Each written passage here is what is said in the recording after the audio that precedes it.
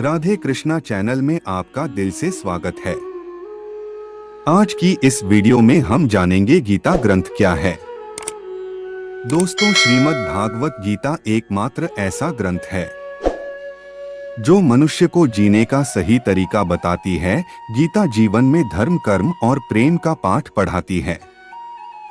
श्रीमद् भागवत गीता का ज्ञान मानव जीवन और जीवन के बाद के जीवन दोनों के लिए उपयोगी माना गया है। गीता संपूर्ण जीवन दर्शन है और इसका अनुसरण करने वाला व्यक्ति सर्वश्रेष्ठ होते हैं। भगवत गीता पूरी तड़पना थोड़ा मुश्किल है, इसलिए आज के इस बेहद ही खास वीडियो में हम श्रीमद् भागवत गीता का संपूर्ण पाठ लेकर आए हैं, जिन्हें आप जानकर श्रीमद् भागवत गीता का सही मतलब समझ पाएंगे। इसलिए इन विचारों को आप हर रोज रात में सोने से पहले अवश्य सुने या दिन में जब आपको समय मिले तो भगवान श्री कृष्ण के मुख से निकली इन अनमोल बातों को सुनकर इस कलयुग में अपना कल्याण करें। तो आइए जानते हैं भगवान श्री कृष्ण की अनमोल बातों को। भगवान श्री कृष्ण कहते हैं, यह संसार मेरी ही माया है, यह संसार मुझसे ही उत्पन्न हुआ है, मैं ही उसका पालन पोषण करता हूँ। गीता में भगवान श्री कृष्ण महाराज ने संदेश दिया है कि आवश्यक में भगत व्यम कर्म शुभा शुभम, अर्थात व्यक्ति को किए हुए अपने शुभ और अशुभ सभी कर्मों का अवश्य ही भोगना पड़ता है। नीति शास्त्रों ने मनुष्य के कर्म करने की तुलना किसान के साथ की है।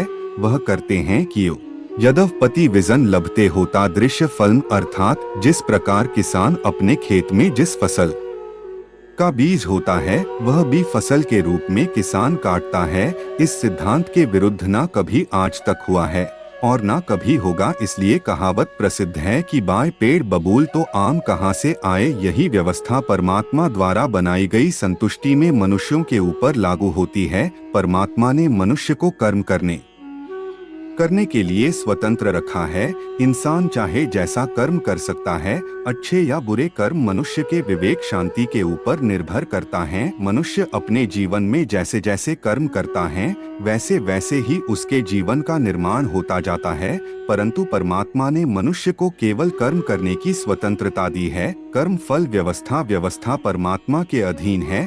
जैसे कर्म किए हैं वैसा ही फल मिलेगा, यह निश्चित है, क्योंकि परमात्मा न्यायकारी है। परमात्मा मनुष्य द्वारा किए जाने प्रत्येक कर्मों को जानने वाला है। परमात्मा की आगे किसी की सिफारिश नहीं चलती। इस कलयुग में तो लोग रिश्वत देकर लोग अपना काम निकाल लेते हैं, लेकिन परमात्मा को कोई रिश्वत नहीं दे सकता। इसलिए परमात्मा को पूर्ण न्यायकारी कहा गया है। परमात्मा की अटल न्याय व्यवस्था से कोई भी आज तक न बच पाया है और न ही आगे बचेगा। इसलिए अच्छे कर्म करने व्यक्ति डरता है और बुरा कर्म करने वाला व्यक्ति हमेशा भयभीत होता है। उसके मन में यह सदैव शंका रहती है कि कभी मेरे बुरे कर्म मेरे सामने न आ जाएं। बुरे कर्मों को सामने आते ही उसे उन कर्मों का फल मिलना शुरू हो जाता है। ईश्वर द्वारा सभी प्राणियों को कर्म करने की स्वतंत्रता मिली है। कोई भी प्राणी कभी भी इच्छा अनुसार कैसा भी कर्म कर सकता है। इन कर्मों की आजादी के कारण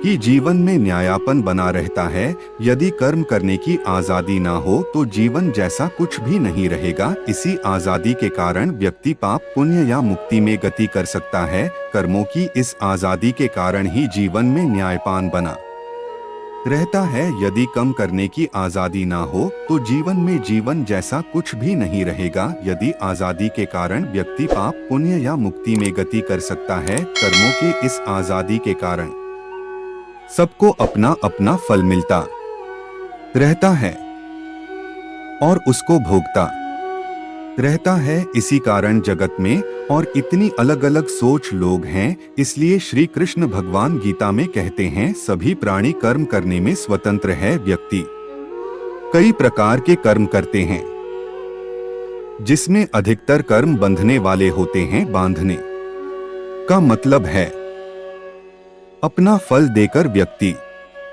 को जगत में फंसाए रखना वाले होते हैं, क्योंकि यह कर्म अशक्ति और अहंकार से किए जाते हैं। वहीं कुछ दूसरे प्रकार के कर्म होते हैं जिनमें हम कर्म तो करते हैं लेकिन उसका फल हमारे चित्त में इकट्ठा नहीं होता। ऐसे कर्मों को करने की तकनीक भगवान बताते हैं कि कर्म ऐसा किया जाए कि उसके फल में आसक्ति ना रहे, इसलिए भगवान कहते हैं कि तू इन कर्मों को मुझे अर्पण कर दे। यह एक ऐसी प्रक्रिया है जिसमें व्यक्ति के अंदर कर्म करने का अहंकार नहीं रहता है और उसे कम की फल की इच्छा भी नहीं रहती। किस प्रकार यह कर्म शुद्ध कम कहे जाते हैं, जो व्यक्ति को बांधते नहीं बल्कि मुक्ति में सहायक होते हैं। भगवान यदि कह रहे हैं कि कर्मों और कर्म फलों को मुझे अर्पण कर दे, तो इसका मतलब भगवान हमारे कर्मों और फलों की आजादी पर अंकुश नहीं लग रहे हैं, बल्कि कर्म करने की सही विधि से हमको सीख रहे हैं, जिससे कर्म भी हो जाए और वह कर्म हमें परेशान भी ना करें। हमारे शास्त्रों में कहा गया है कि व्यक्ति जिस प्रकार के व्यवहार समाज प्रति करता है, उसके प्रति भी वैसा ही व्यवहार करना चाहिए। जो इंसान हमारी संस्कृति, सभ्यता और धर्म का ही नाश करने पर तुला हुआ है, ऐसे दुष्टों तो वध ही कर देना चाहिए। वेद में लिखा हुआ है, माया भरमानंद शब्द अर्थात हे मनुष्य, तू मायावियों के दुष्टों को चल करने वाले को मार गिरा। महर्षि व्यास का कथन है कि जो मनुष्य जिसके साथ जैसा व्यवहार करें, उसके प्रति वैसा ही व्यवहार करना चाहिए। यह धर्म है। वेदों में दुष्टों का निंदा की गई है और यथापूर्वक व्यवहार करने का आदेश दिया गया है। गीता में श्री कृष्ण कहते हैं कि हमारा भाग्य हमारे ही अतीत के कर्मों का फल है। इस तरह हम आज जो कर्म कर रहे हैं, वह हमारे आने वाले कल को निर्धारित करेंगे। इसीलिए हमें हमेशा अपने कर्म अच्छे रखना चाहिए, ताकि हमें इसका फल भी अच्छा ही मिले। गीता में श्री कृष्ण कहते हैं, कर्जदार और वफादार हमेशा रहिए, जिन्होंने आपके बुरे समय में आपका साथ दिया है। अंजाम का खबर तो करण को भी थी, लेकिन बात तो मित्रता निभाने की थी। श्री कृष्ण कहते हैं, शांति, सौम्यता, मौन, आत्म संयम और पवित्रता, यह पांचों चीजें मन को अनुशासित करती है हर व्यक्ति में।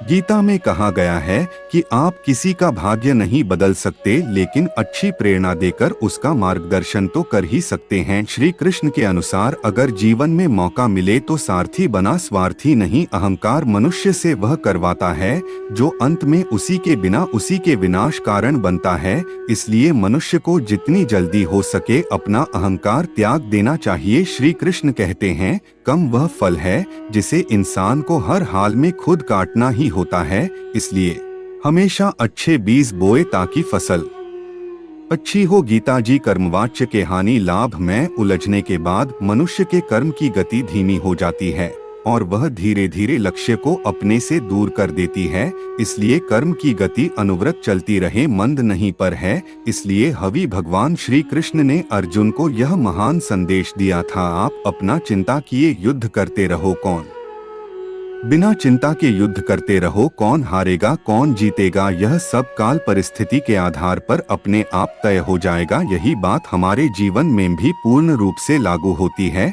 अगर हम सभी चीजों का फायदा नुकसान देखकर उसे कम को करना ही बंद कर, तो अंत में क्या होगा हम सबको पता है। कोई भी प्राणी और वस्तु इस संसार में अजर अमर और अस्थायी नहीं है। यह सब जानते हुए भी हम सब कर्म क्यों करते हैं? क्योंकि इस संसार की व्यवस्था से सुचारू रूप से और बिना बाधा के अराजकता की स्थिति में आए बिना सुचारू रूप से चलती रहे। हमारे माँ बाप ने हमारे को पैदा किया और अगर वह यह बात सोचने में लग जाते कि पता नहीं यह वृद्धावस्था में हमारा सहारा बनेगा या नहीं, तो हो सकता था वह हमें इस धरती पर लाने का इरादा भी त्याग सकते थे। लेकिन उन्होंने अपना कर्म किया और फल ईश्वर के हाथ में दे दिया, तभी हम इस धरती पर आ पाए और ईश्वर चाहेगा तो हम उनकी अच्छी सेवा भी कर पाएंगे। गीता के अनुसार पुनर्जन्म भी होता है, हम भूल जाते हैं। हम किसी भी योनि में जा सकते हैं जो भोग योनि है। उनमें में परेशान होने पर हत्या तक का अधिकार नहीं होता है। एक बैल कितना भी परेशान हो जाए वह अपनी मर्जी से मरती नहीं सकता, जो भी किया है भेगना ही होगा। किसी ने बहुत अद्भुत बात कही है, अगर आंखें सचमुच हमेशा के लिए बंद होने से पहले खुल जाएं, तो जिंदगी सुधर जाती है। दोस्तों, अगर हम कुछ कर्म ही नहीं करते तो हमारा जीवन ही व्यर्थ है और अगर हम मेहनत से काम करेंगे तो उसका फल जरूर मिलेगा। दोस्तों, सफलता का शॉर्टकट है। दोस्तों, पुराणों में कहा गया है कि जो कुछ भी हमें मिलता है, माता पिता, भाई बहन, पति पत्नी, बहू बेटियां, सब हमारे पिछले जन्म के आधार पर मिलते हैं। लोगों को इस जन्म में हमारा रिश्ता, यह वही लोग हैं जिससे हमारा कभी ना कभी कोई रिश्ता जरूर था, कोई हिसाब किताब था जिसे पूरा करने के लिए भगवान हमें इस धरती पर भेजते हैं। दोस्तों, एक बार किसी गांव में एक किसान अपने परिवार के साथ रहता था और उसकी पत्नी और वह बहुत ही नेक विचार के इंसान थे। उसके एक बेटी थी, क्योंकि अपाहिज थी, इसी कारण वह अपनी पुत्री को देखकर हमेशा बहुत दुखी रहते थे। उन्होंने अपनी बेटी के पैर का इलाज भी करवाया था, लेकिन कोई फायदा नहीं हुआ। इसलिए किसान और उसकी पत्नी दोनों अपनी बेटी का सेवा करते थे, उसके पैरों की मालिश करते थे, उसे अपने हाथों से खाना खिलाते थे।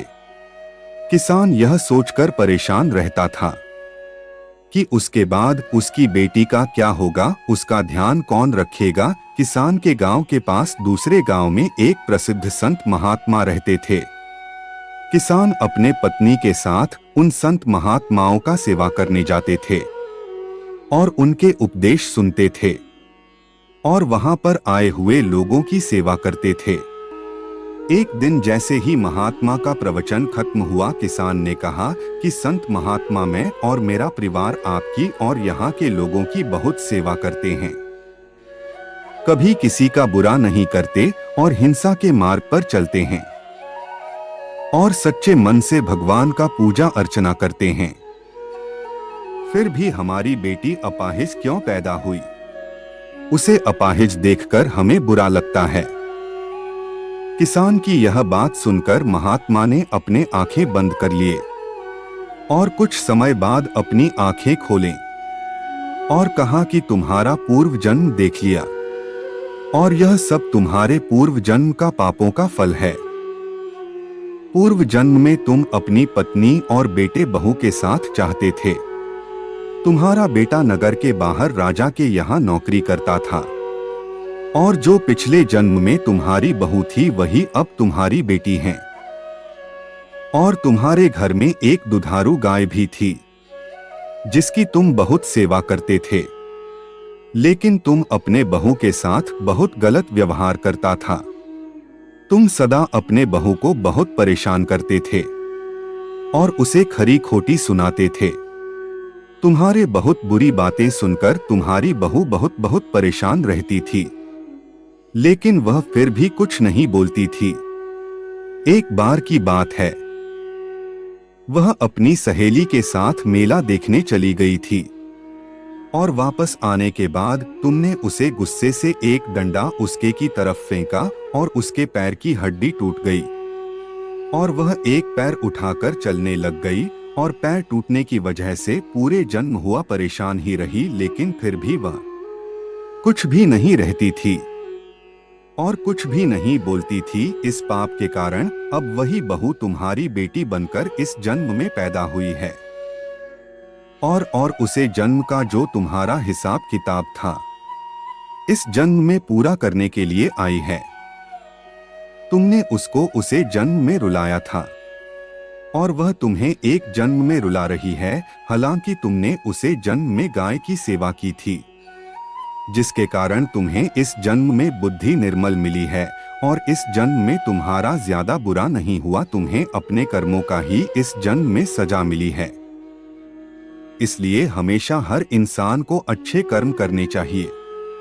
कर्म का फल हर पल हमें मिलते रहते हैं, क्योंकि एक सांसों में जो हर पल हमारे साथ घटना करते रहती है वह भी हमारे कर्मों का ही परिणाम है।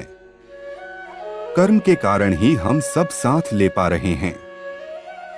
कर्म हमारी काया है तो उसका फल हमारी परछाई है।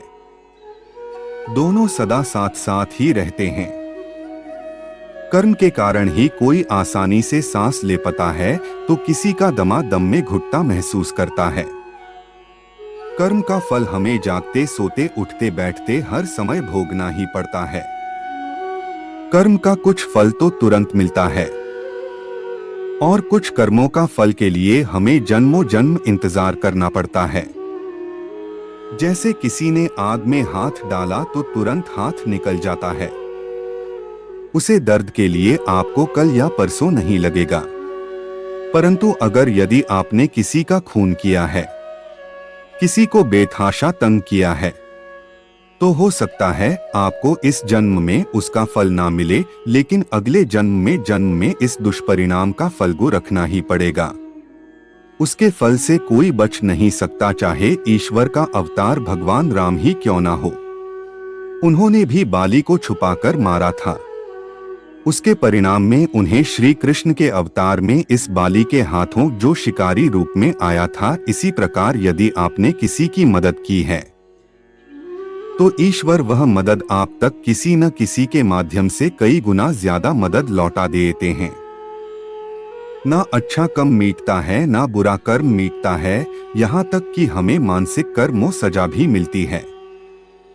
इसलिए इंसान को हमेशा अच्छे कर्म करने चाहिए।